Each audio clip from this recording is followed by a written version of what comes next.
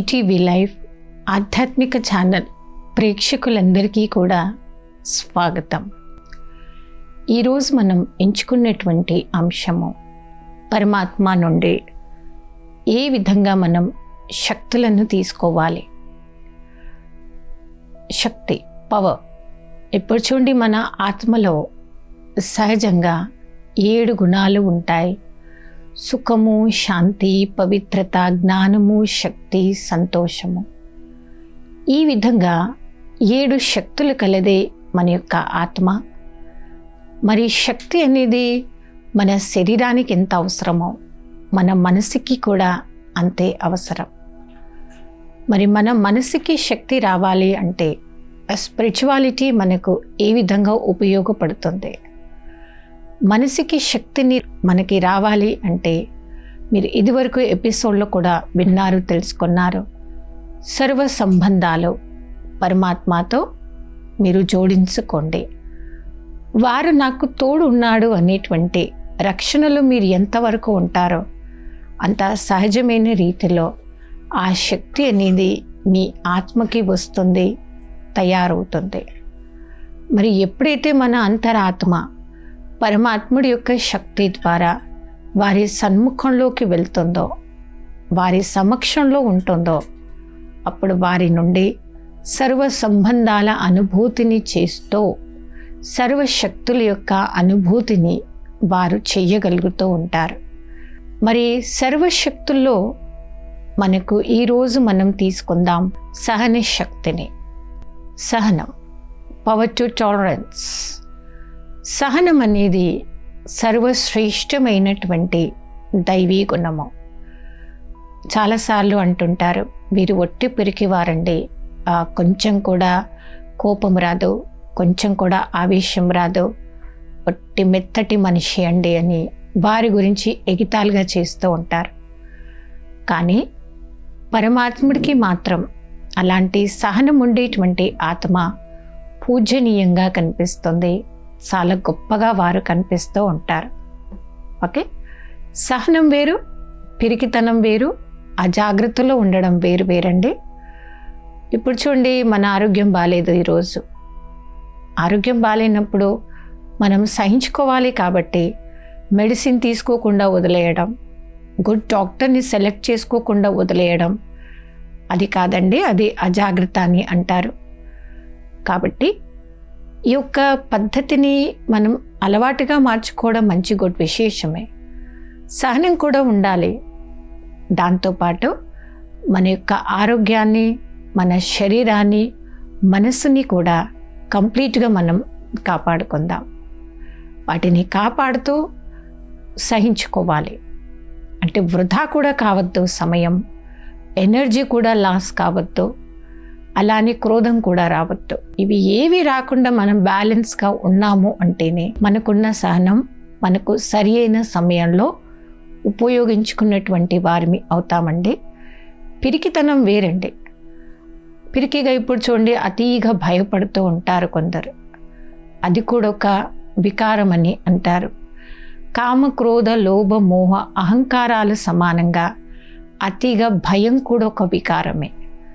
అతిగా భయపడటంతో రాను రాను రాను మనకు తెలియకుండానే మన మైండ్ కూడా వీక్ అవుతూ ఉంటుంది. ఈ పొరపాటు మనం ఎవ్వరిమీ కూడా చేయకూడదు. ఎలాంటి పొరపాటు మనం చేయకూడదు, కానీ సహించుకోవాలి. ఇది ఈరోజు మనం నేర్చుకుంటున్నటువంటి స్పిరిచువాలిటీ. ఆ రకంగా సహన శక్తి మనకు ఎలాంటి సమయంలో ఉండాలి అంటే, కొందరు అంటుంటారు, నేను చాలా ఓర్చుకుంటాను, నా అంతటి మంచివారు ఎవరూ ఉండరండి, కానీ ఎవరైనా నాకు అబద్ధాలు చెప్తే నా కోపం వస్తుంది అంటారు.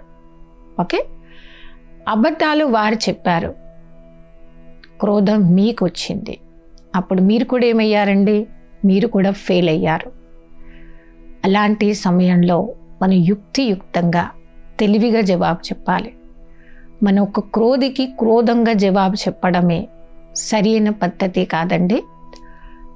ఈ రోజుల్లో ఎలాంటి ఫ్యామిలీస్ అయిపోయాయంటే అతి చిన్న విషయాలకు కూడా పెద్ద పెద్ద గొడవలు పెట్టుకొని ఫ్యామిలీస్ ఎన్నో విడిపోతూ ఉన్నాయి.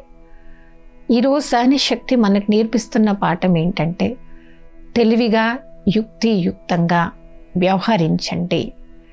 అప్పుడే మీరు సహించుకుంటున్నందుకు మీకు లాభం ఉంటుంది, ఉపయోగం కూడా ఉంటుంది.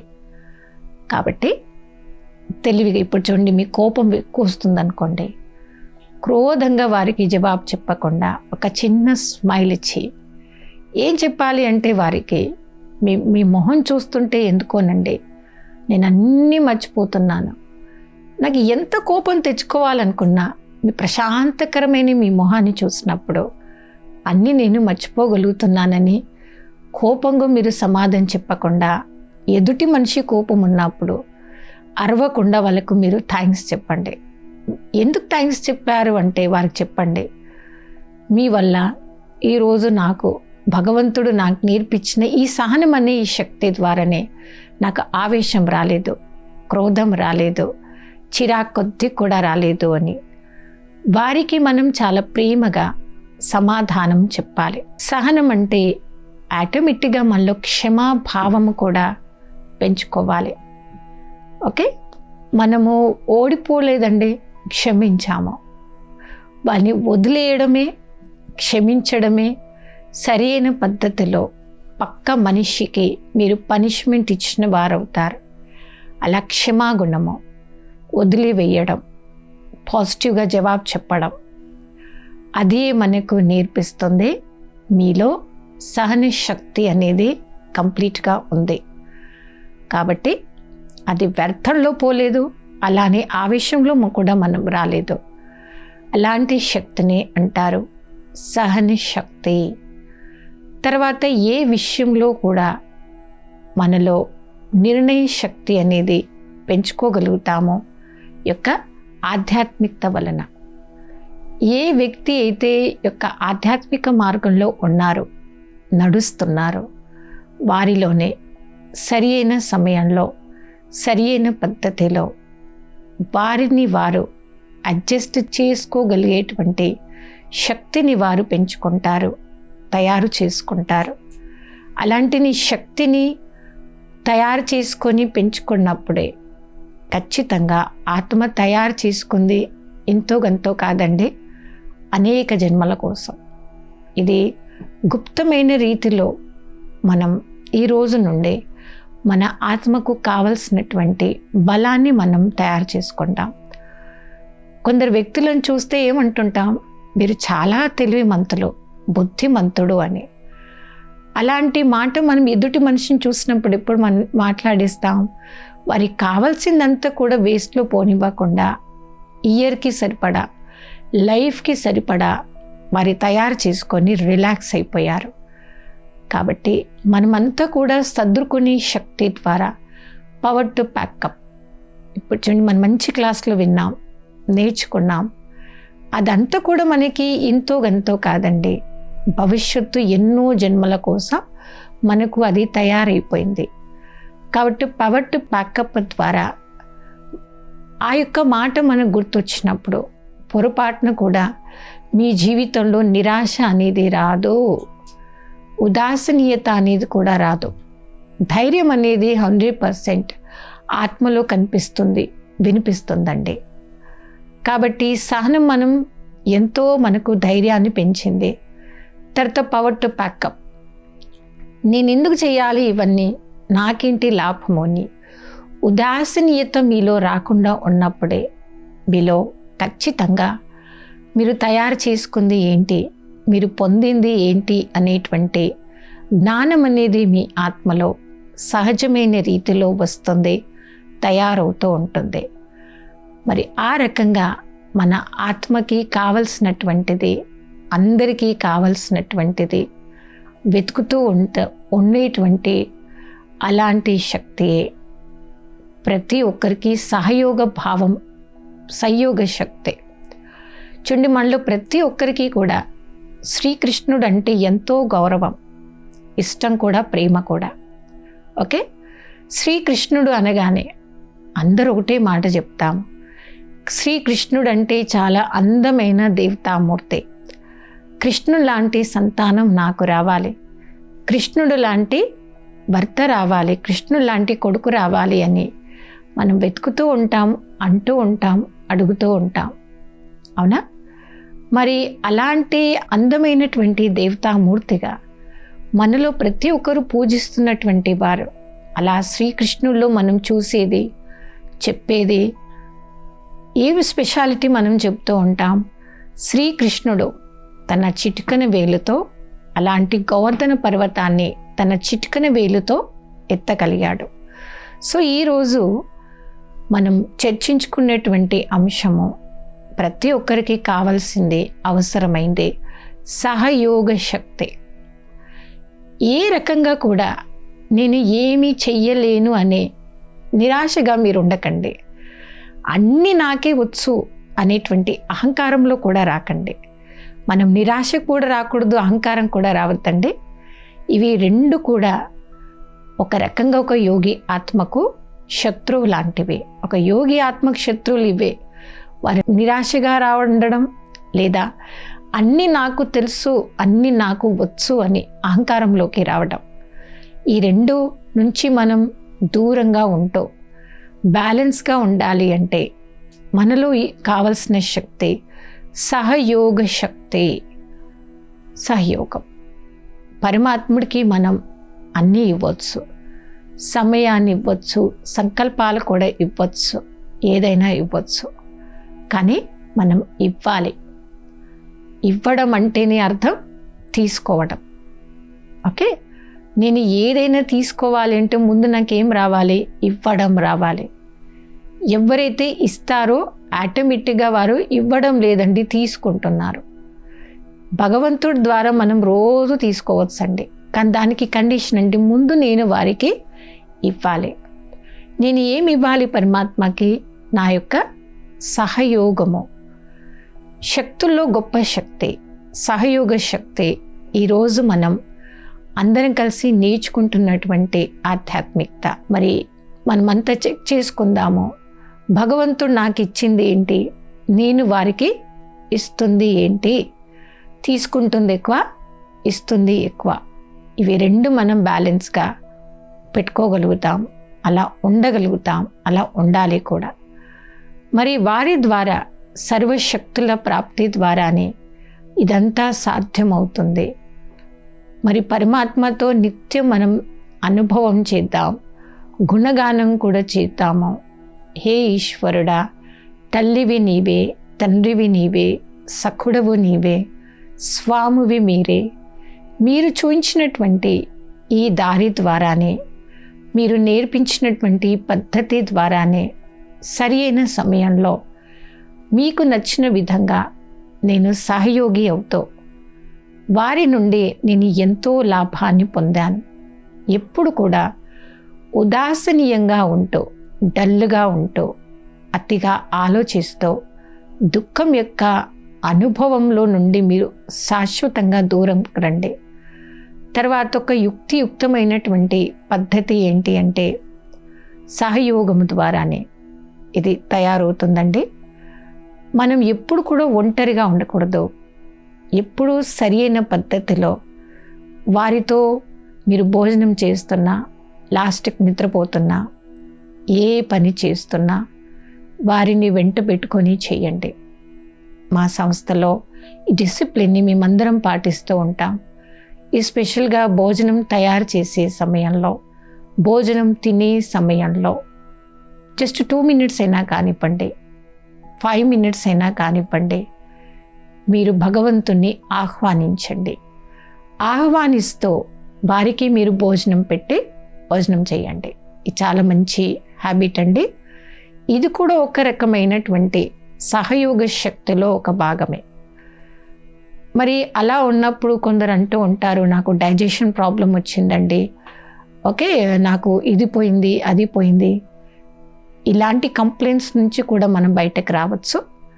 దానికి యుక్తి సహయోగ శక్తిలో భోజనం తయారు చేసేంత సమయం, భోజనం తింటున్నంత సమయం భగవంతుణ్ణి ఆహ్వానించండి. మీ ఇంటికి, మీ యొక్క ఆఫీస్కి వారిని మీ తోడు పెట్టుకొని వారికి మీరు అర్పణ చేసి మీరు భోజనం తీయండి.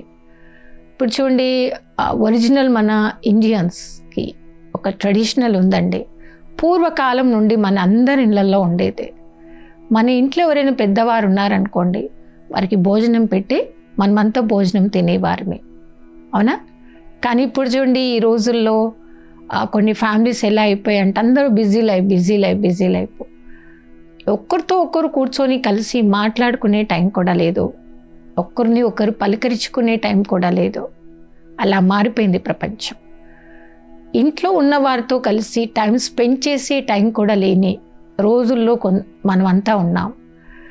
అలాంటి సమయంలో కూడా ఈ సహయోగ శక్తి మనకు చాలా మంచిగా ఉపయోగపడుతుందండి. అది ఆ సహయోగ పద్ధతి ఏంటి అంటే, సరి అయిన టైంలో పరమాత్మని మీ నిజ జీవితంలో ఆహ్వానించండి. వారి ద్వారా సర్వ సంబంధాలను జోడిస్తూ వారి నుండి సర్వ ప్రాప్తుల యొక్క అనుభూతులను మీరు చెయ్యండి. సర్వ సంబంధాలు జోడిస్తూ సర్వ ప్రాప్తులను మీరు ఎప్పుడైతే అనుభవం చేస్తారో అప్పుడే వారి నుండి మీ ఆత్మకు కావలసిన నిజమైన బలము, తోడు అనేది మీకు సహజమైన రీతిలో తయారవుతుంది. ఒక యోగి ఆత్మ అవ్వాలి అంటే భగవంతుడి ద్వారా ఇలాంటి అనుభూతులను మనం చెయ్యాలి.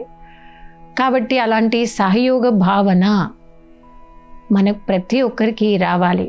అప్పుడే ఏ శ్రీకృష్ణుడిని మనం పూజిస్తున్నామో, ఏ శ్రీకృష్ణుడి రాజ్యంలో మనం రావాలనుకుంటున్నామో, ఈ సహయోగ శక్తి అనేటువంటి గుణాన్ని మనం ఆచరించినప్పుడే రాబోయే కృష్ణుడి యుగంలో వారికి మనం సమీపంలో ఉంటాం. వారి సమీపంలో ఉన్నటువంటి అనుభూతిని మనం చెయ్యగలుగుతాము, శక్తిని మనం తయారు చేసుకోగలుగుతాము. కాబట్టి మనమంతా కలిసి ఈరోజు నేర్చుకుందాం, సాధన చేద్దాము. సహయోగ శక్తిని నా నిజ జీవితంలో నేను పూర్తిగా ఆచరణలో తీసుకొస్తాను, దాన్ని నేను అమలు పరుస్తాను. సో ఆ విధమైనటువంటి శక్తిని మనమంతా సహజమైన పద్ధతిలో పొందాలి.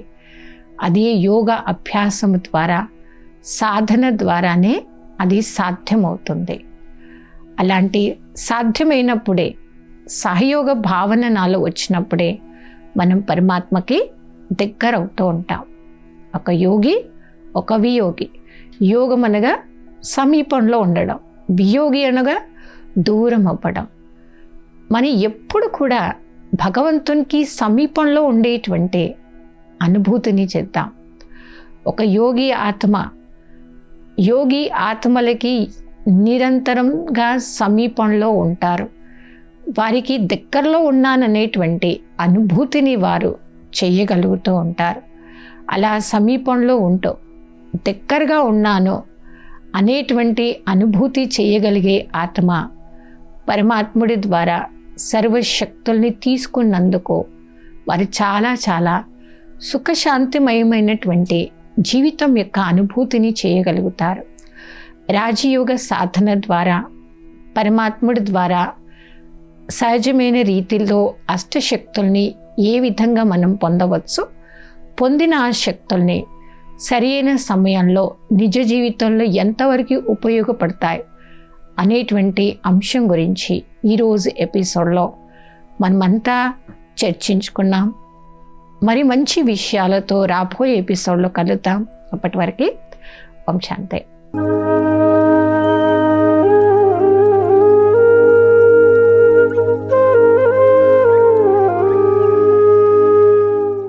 ఈ కార్యక్రమాన్ని తిరిగి చూడాలనుకుంటే www.youtube.com/@ETV Life Spiritual లో చూడవచ్చు.